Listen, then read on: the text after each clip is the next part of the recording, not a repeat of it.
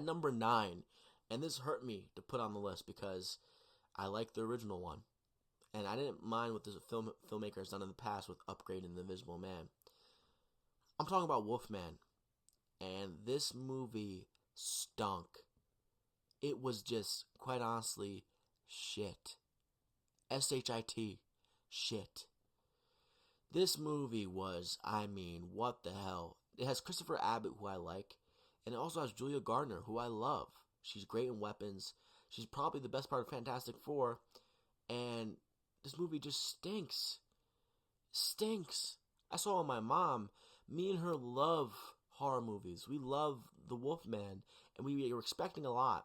And despite this movie being released in January of 2025, I was like, hey, this is going to be good.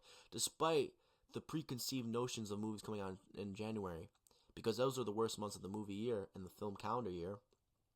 This was just a major disappointment. It was boring, predictable, generic, and I don't want my Wolfman movie to be an allegory for how it is to live with a loved one who has dementia.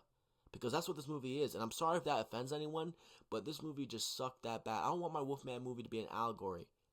Or just too on the nose of an allegory. Julia Gardner gives a good performance, but she feels underutilized. The performances were just boring as a whole. Christopher Abbott is boring. This movie is an hour and 41 minutes. It felt like 3 hours. This movie felt so useless. A movie like The Wolfman should feel like a spectacular, fun horror motion picture, but this movie isn't even the same atmosphere of those definitions. This film just had nothing for me to gravitate towards. There's just nothing for me to walk away from this film. The best thing about this movie was the fact that someone in my theater near me was crying at the ending of it. How do you cry at the end of this movie? How? Entertainment is subjective, but if you cried in this movie, you're either crying at something else in your life or you've lost the plot. The ending of this movie has nothing to warrant that emotion so powerful as the one that person gave. This movie made me angry, and I know that there has been worse movies made, but I have no choice but to give this movie a 1 out of 5. I just hated it.